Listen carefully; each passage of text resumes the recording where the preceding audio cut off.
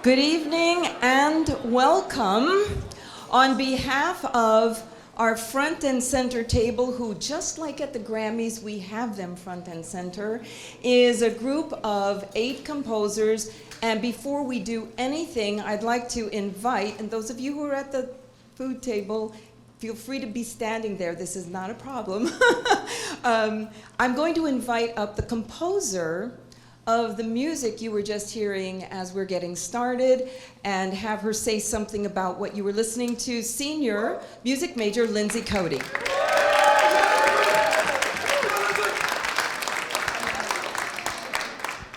Hi guys, thanks all for coming. This is a crazy turnout. Thanks for listening to my ambiance here. So I'm just gonna start off and say that everybody here at this front and center table took Intro to Digital Music Composition with Dr. Stasak in the fall semester of this year, except for me. So my work was done for an independent study that I was pursuing on my own in live performance with looping. So I didn't quite fit what everybody else is going to be doing tonight, so I had to modify my piece for this venue. And also to be background ambiance music, which is pretty cool, because that's not something I've done before. So what you just listened to is an untitled piece that I composed, which will be performed in its full glory in May at the Verna Miller Case Symposium. I hope to see you guys all there. But I was just working on trying to fuse together 2 styles that are of particular interest to me when I listen to music, which is the bossa nova and hip hop. So that was the basis of my composition, and clearly you can see that it didn't stay true to that, but that's just part of the compositional process. It evolves and it flows as you're going, and this was my end result. There's no title, but I hope you enjoyed it. You guys have a great lineup of composers coming up tonight. They all did a great job. I'm excited for you. I'm gonna pass the mic back to Dr. Stasak, and thanks for coming. And let's give it up for Lindsay Cody, whose music I do not consider background, I consider it environmental. So thank you for setting us the mood tonight. I'm Jennifer Stasak. I teach music composition here at Davidson College. And on behalf of all of the composers, I'd like to thank you for showing up. I know free food goes a long way. but it might not go far enough. But we love that there are so many of you here. And a statement about food and our drink. You are welcome, as long as there is food up there, to go up to the buffet at any point. We're not interested in this being formal and stiff. And so feel free to do that. Silence your cell phones, though. That's very important. And as far as the students asked me if we could do a cash bar, and so we have a cash bar for the students. If you are a faculty member or staff, you are on our tab, though, but you do need to get a ticket, so we have a count.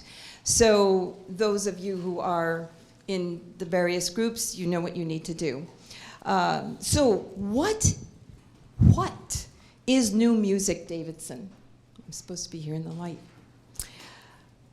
New Music Davidson is a celebration, and it is sharing the musical imaginations of our students. Well, which students? Composition students.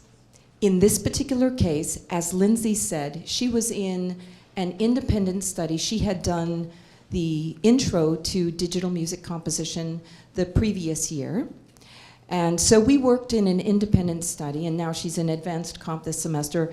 And the music you're hearing is therefore coming out of this past fall, Music 265, Intro to Digital Music Composition.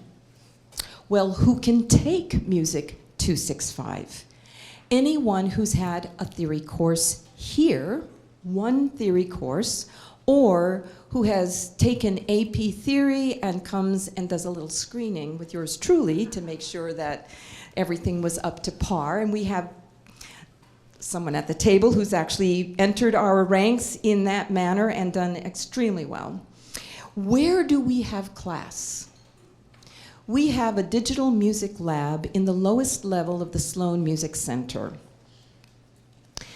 And each student has a workstation with a very large monitor, a full 88-key digital keyboard that also has various, you might think of them as synthesizers, but you can get a million different instruments, and each station has a different keyboard.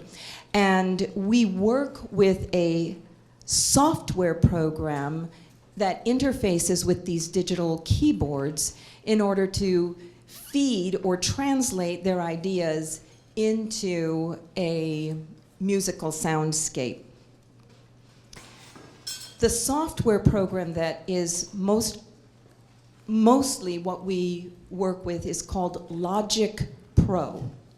This is important for you to know because a student tonight, when they come up and give a little introduction to their piece, might say, I never used Logic before.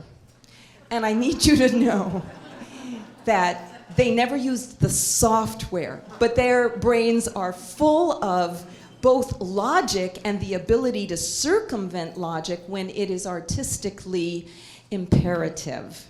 And that leads us to why we are going to have a screen down here, because in the presentation of these pieces, which were all created through digital software, we are giving you a view into the dashboard that the composers use. So you're going to see, as the pieces move through, what it is looking like, what their Tesla dashboard of musical software stations, how they're working with it, and how different that will look from composer to composer. Without further ado, we will now launch into the body of pieces, and our first composer will be explaining when you see his piece, he'll tell you a little bit about what you're seeing before he explains a little bit about what he was thinking, which is how we'll move through our evening. And I would like to welcome up to the microphone Jacob Kim, who is a sophomore. And importantly, he is not a music major. He's a digital and screen media studies major. Jacob, Introduce us, please. Hi, everyone. Thanks so much, Dr. Stasak. Good evening, everyone. I hope everybody's having a great time, enjoying the food. I know I have. I did not realize how much food there is going to be, so that's great to see. Thank you again so much for coming. So I'm Jacob, like Dr. Stasak said, and this is my piece for digital music composition. And I actually created two pieces this evening, so you're going to be listening to two. One is obviously right now, and then the second one is going to be a little bit towards the middle. So for this first one, basically Logic works in a timeline kind of manner. So there's your tracks on the left side, and then everything laid out is what's going to be played. So this is the beginning of the song, and then this is the end of the song. So everything's kind of laid out in a timeline manner where you kind of layer different instruments and selections.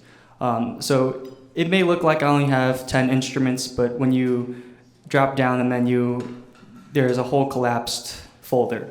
And I kind of just did that to organize everything. So if you see other pieces later tonight that have a similar structure with this arrow down here, that's just all it means. So my piece, my two pieces actually, are mainly inspired by synesthesia. During my course and during my instruction, I really got to approach music in a different light, and I really tried understanding what color means for sound. I thought it was a very interesting way. We always think of art as just purely visual, but music is also art, and it should be appreciated as art. And thinking about how music can relate to visual aspects like color was something really important to me. I don't myself have synesthesia, and if you don't know what synesthesia is, basically it's when your brain connects multiple senses together that aren't related. So most people have the phenomenon where they can see color. They can see music and associate it with a certain color. So red is essentially what I would associate this piece with, hence the color palette. And while you're listening, I hope that you can think about the color red, and if you don't associate it with red, what color do you associate it with? So thanks so much.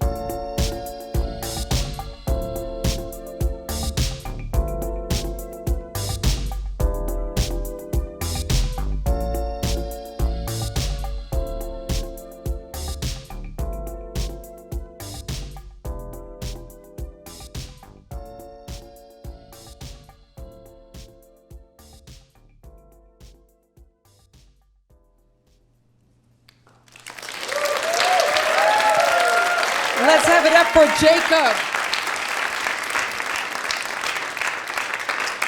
And we'll hear from him again later.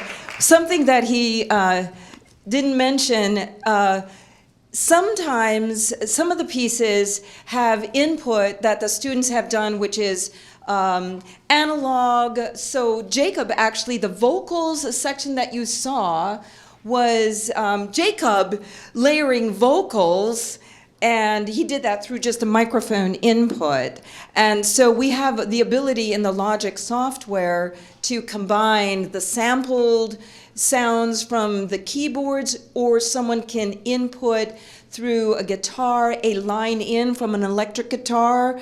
But so anyway, so those were Jacob's vocals on his piece. And what I'd like to, let's see, next, we'd love to welcome Amira McCormick, who is a sophomore music major, to talk about her piece, Courses.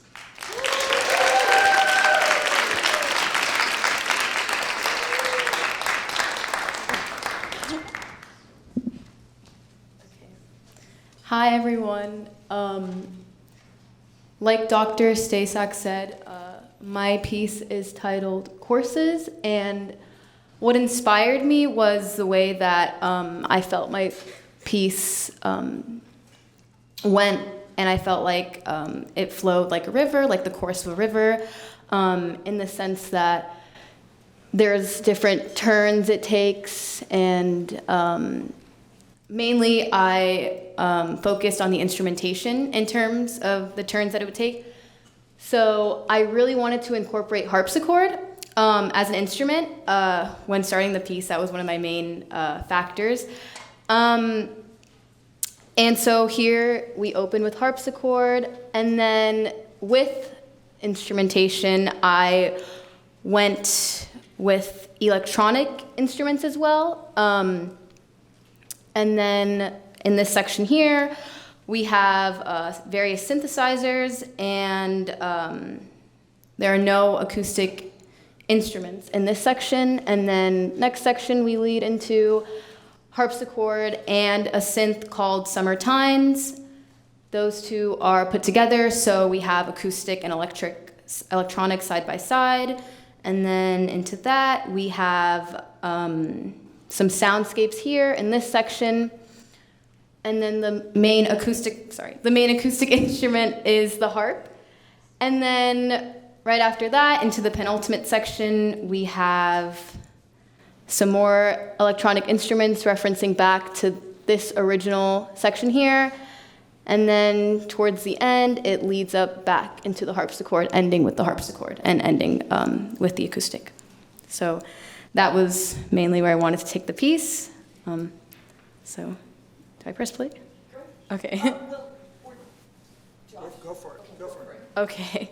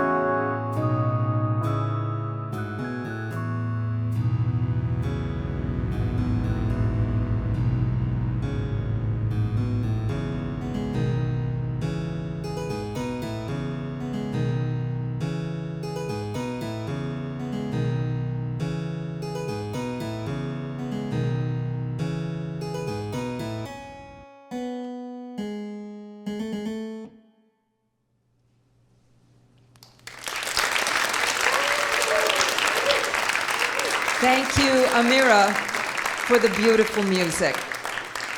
And I'm sorry about the washing machine that seems to be going on next door to us. I'm not sure what that is. So, in good spirit, I don't know if you all watched the Grammys recently, but it made history in a number of different ways. Well, New Music Davidson is following suit. We have made history in that this is the first New Music Davidson or any student composition program where we've been privileged to have the attendance of our Dean of Faculty, Dr. Shelley Rigger. There's another part of your title, but I'm so nervous I can't remember it. And Doug Hicks, the president of the college. We have never had the president of a college attend a New Music Davidson. I am stoked. And if I was Trevor Noah, I would have had something even better to say about that. So, I'd like to now welcome Cole Matthews,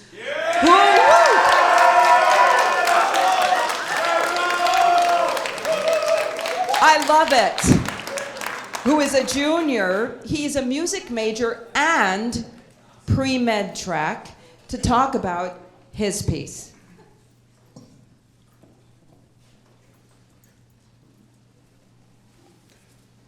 Thank you, Josh. Hi, guys. Yeah, I'm Cole Matthews. This is my piece, A Day in the Life. I think when I first started this piece, I wanted it to follow a very traditional kind of like A, B, A prime, B prime, C, outro kind of structure. And I had been trying that in class, and I can remember the class very clearly.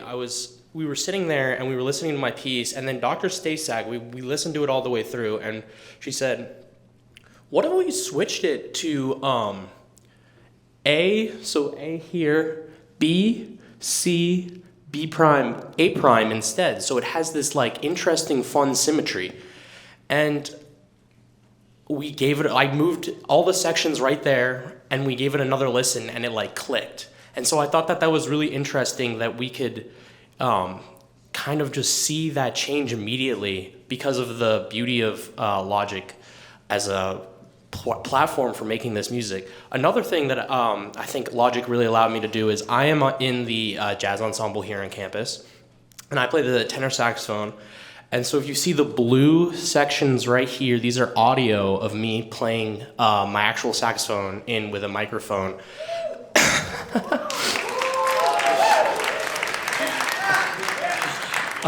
Thank you. And the advent of having Logic allowed me to take as many takes as I needed to get that perfect take, and I'm really glad with how it ended up turning out with this kind of like dueling saxophone moment right at the end that I hope you guys really enjoy. Yeah.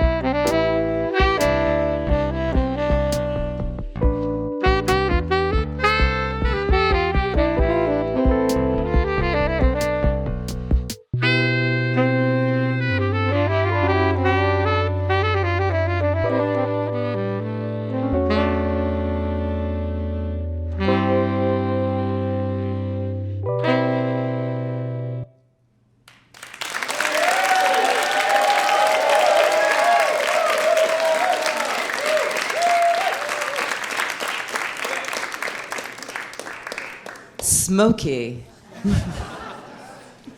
And I think tomorrow evening, is there a jazz ensemble? Saturday. So jazz aficionados, you have a chance to hear him play live on Saturday night. I'd like to next invite up a senior political science major. I hope you're getting the idea that these aren't all music majors. So who takes music composition courses? Everybody. And invite Ian to come and talk to us about his piece.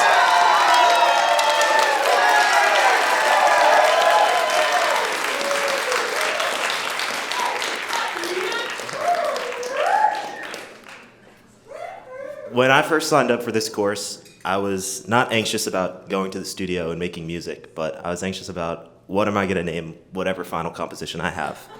And the name came to me about 95% of the way through making it. So it's titled Dream Sequence. And one day I was walking to class and I was reflecting on a dream I'd had that night. And it was one of those where it's like, how did I not realize that I was dreaming? It was so chaotic, a bunch of different scenes happening. And it reminded me of my composition with the different sections I have and how it progresses. It starts with just an electric piano playing, and then it grows. And then at the same time, it has a lot of different digital sections versus also some acoustic instruments like strings, things like that.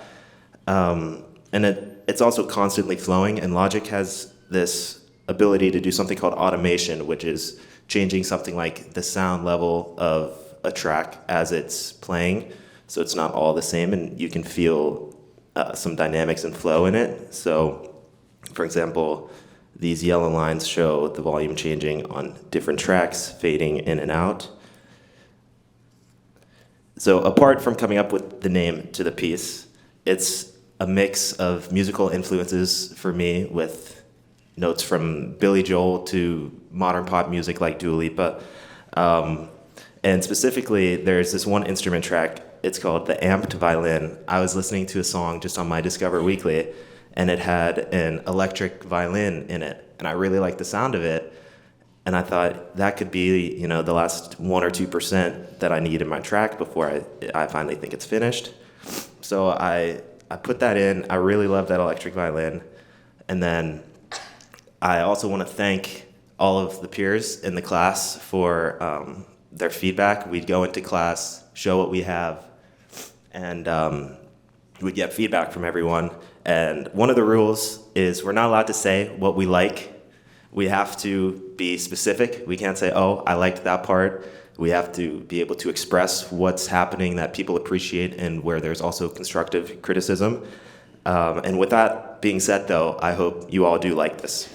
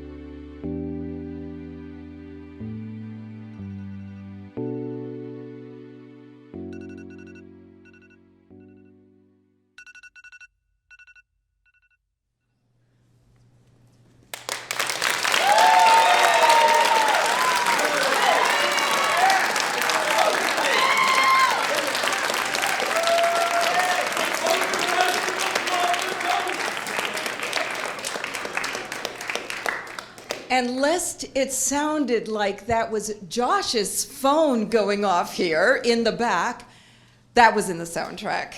So, Dream, Waking Up.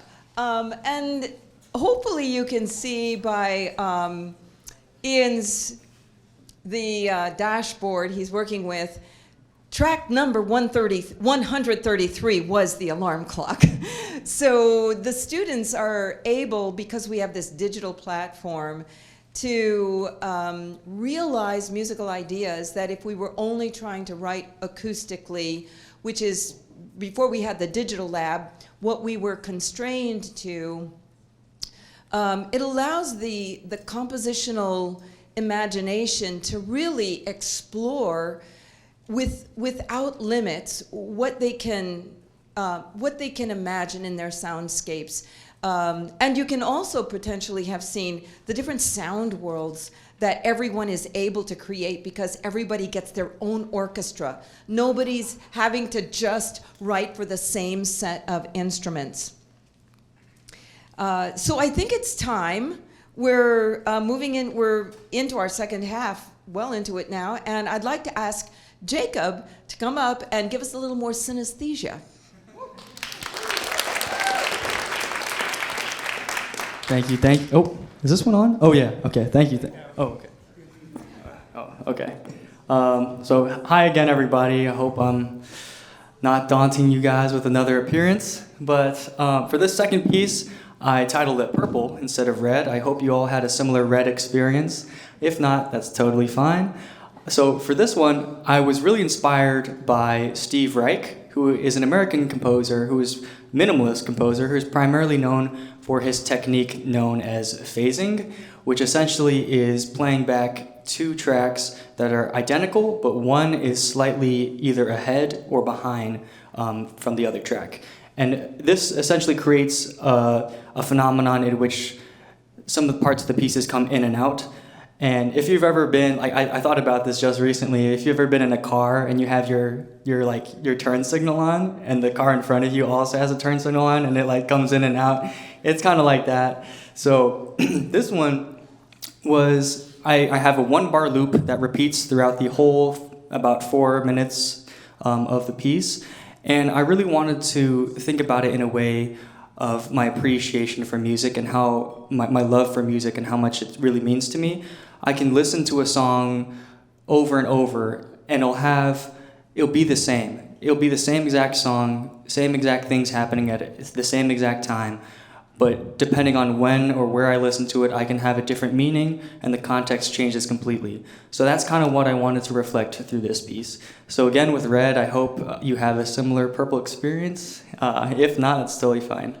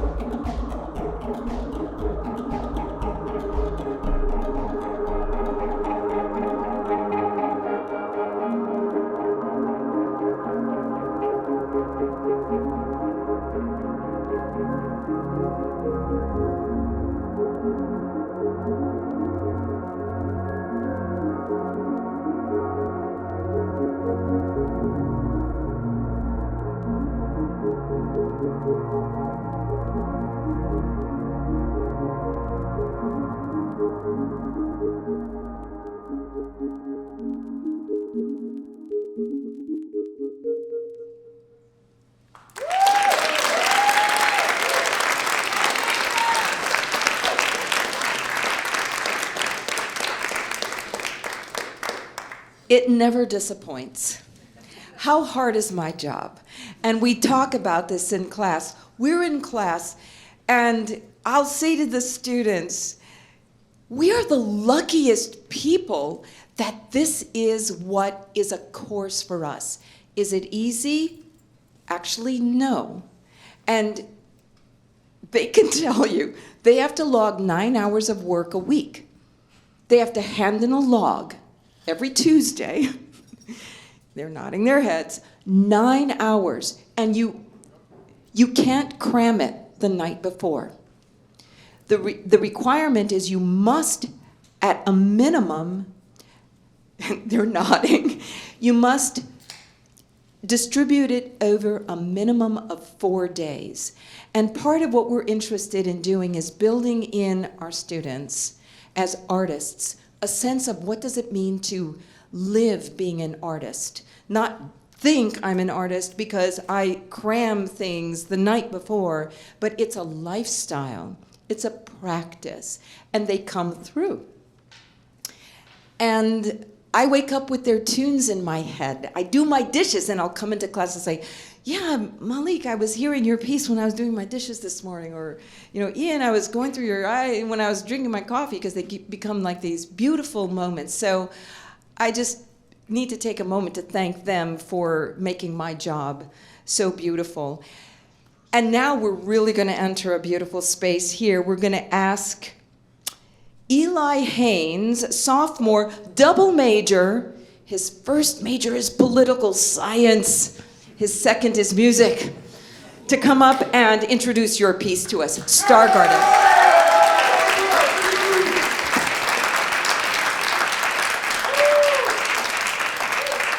Hello everyone, my name is Eli Haynes, and my piece is called Stargarden. When I was creating this piece, I really looked at it from two different perspectives. There was the artistic perspective and also the technical perspective. And artistically, I was really inspired by the poet Wallace Stevens, who talks about art as something capturing an emotional dimension. And for me, that was really important. With your emotions, a lot of times, it's more complex than something that you can just put in a sentence, or language kind of limits us in a certain way that art doesn't. Art allows us to capture those feelings and break through the barriers of language oftentimes. And that was a real focus for me when I was creating this. I was really focused on what I was feeling, what I was going through. And that's kind of where the technical aspect comes in, because for you to properly capture those emotions, you need the technical tools. And this class, I really want to thank Dr. Stasak. She gave me so many more tools to work with and create with. And a lot of the technical things, to go more into the piece, similar to what Ian was talking about earlier, is automation. And I really wanted to work with space and having a natural breathing flow and feeling to the piece, where things aren't abrupt and things are kind of coming and going, but it all feels cohesive. So that's kind of where I was coming from when I created this, and I hope you guys enjoy listening to it.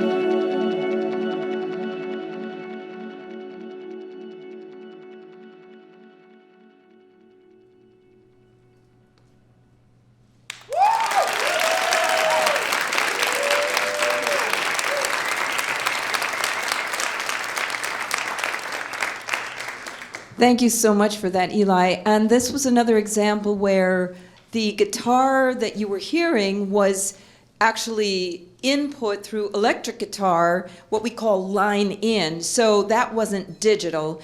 He was recording tracks of him playing on an electric guitar. So we've got 2 pieces left to go, and so glad everybody has stuck around, because this does not disappoint. And I'd like to invite next up Junior, another double major, music first, then psychology. And Malik Ramadanovic, would you come up and introduce your piece to us, please?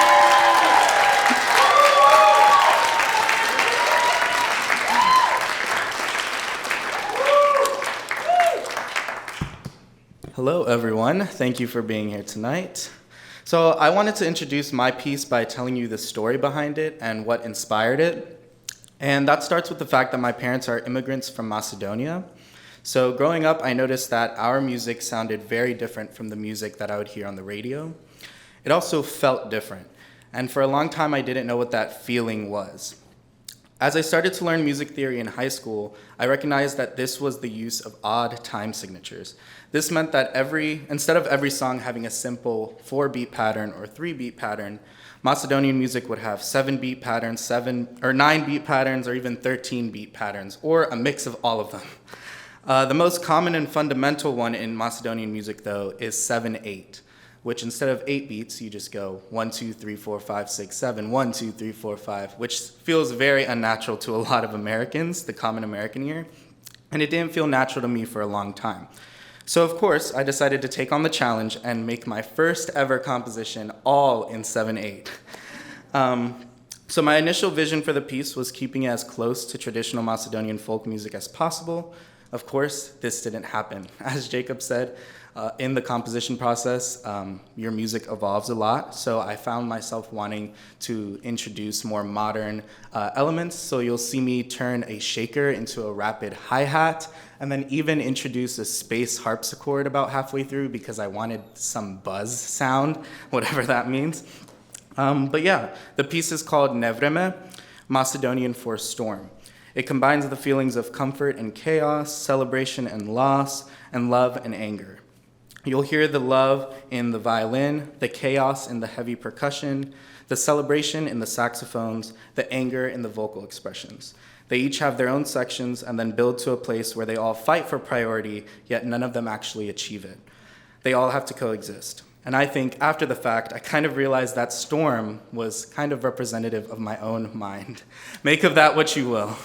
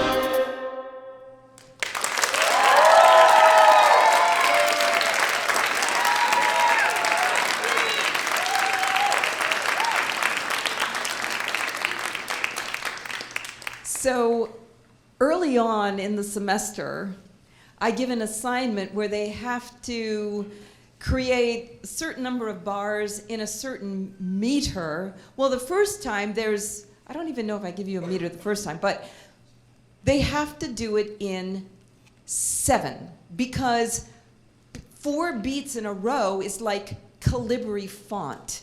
It's the default, thank you. The musicians understand this. Every song is in 4 beats in a measure. So the first thing, we dive right in, and they've got to write something that's in 7 beats.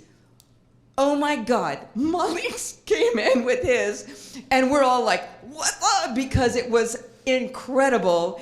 And we came to understand why. He was a master of it. So we applaud your beautiful incorporation of that in your final project.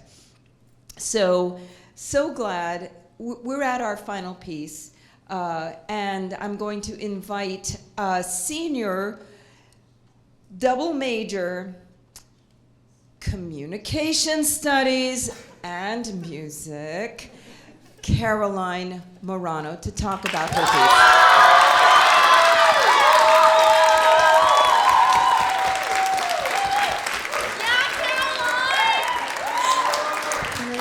Hi everyone, thank you for coming. I had 2 goals when I sat down to write this. The first one is the introduction. So the very first thing you'll hear, the A section up there. When I initially sat down to write this, what you'll hear in the beginning is what was playing in my head, and that's exactly what I wanted it to start with the entire time. It's in free rhythm, so there's no set meter to it. So it doesn't have like a specific anyways. The second goal that I had was how am I going to incorporate an acoustic guitar in something so orchestral? So as you see, there's many violins, cellos, flutes, a harp, and to me, I wanted there to be an acoustic guitar. I just didn't know how I was going to do that, and I like to think that I did do that. Anyway, I entitled this piece Memory. When I was listening to this piece, I think the musical resonance really reminded me of what once was and what could be in the future. And so that's really what I was going with. Many of you here know the process in which this took and how long it took to get done. And I just hope that you guys love it as much as I do. So thank you so much.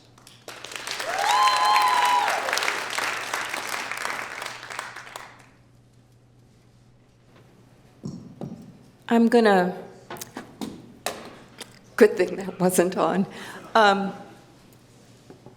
We're doing something a little, we're showing you another aspect of the rooms that we work in on this final piece.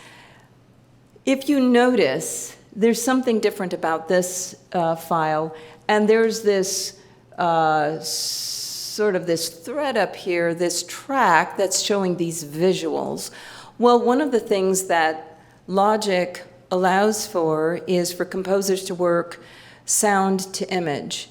And in fact, the program Logic Pro is it's the industry standard for film composers.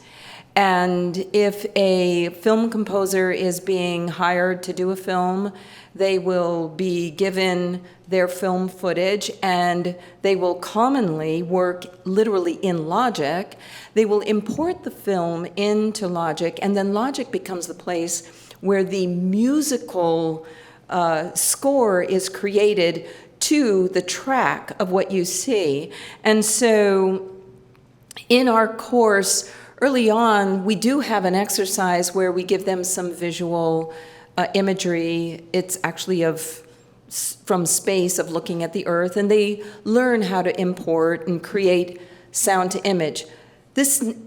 Caroline's piece was not created for imagery. However, it seemed like it might be a nice way to end the evening if we brought in a visual, imported it into her file, and she was kind enough to allow us to do this to her piece. And we brought in, or I brought in a series of images from the James Webb Space Telescope, which I've been watching imagery of. And it synchronously, synchronicity, but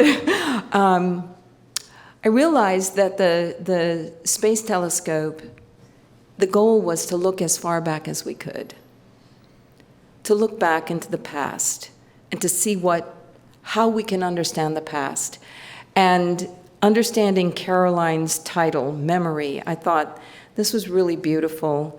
And she also had referenced when she was talking to our class how this also helps us to carve a path forward. And that's the same thing when we're trying to look back at our origins, which have now all been shattered, our ideas of what they are. So we're reimagining really where we're going, because we're only now understanding we didn't quite realize where we came from. So in the spirit of Caroline allowing us to now, Josh will pull out just the movie. He'll show you what happens. We can now take this and play it as a movie. And so you'll hear our final composer's piece with a beautiful montage of slides from the current captures that we've got and our beautiful universe around us.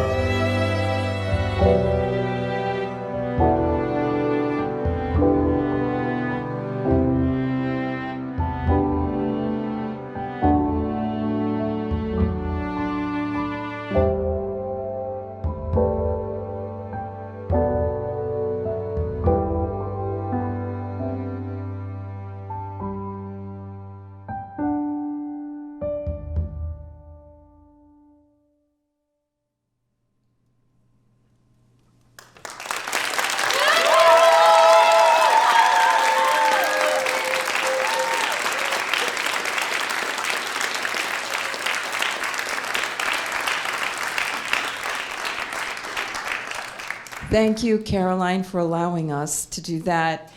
And I'd like to ask us to give a final round of applause for our composers tonight.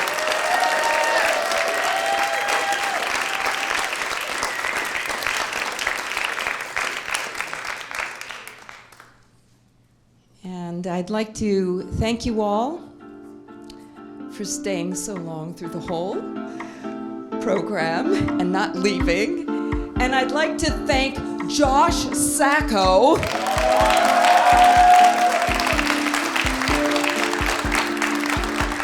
who not only ran tonight's concert, but he assists in our class and comes in for a lot of the technical aspects that students have to work on in the program Logic or Lindsay's program, which was Ableton Live. And he also was instrumental. I found the film clips I wanted to have these things, but he's the one who actually got it all matched up right and got the video for us. So Josh Sacco, we really appreciate your work. The students love you. So thank you again. Be off. If there's any food left, please take a plate. Thank you all for being here. Thank you, Shelley. Thank you, Doug. Thank you, composers.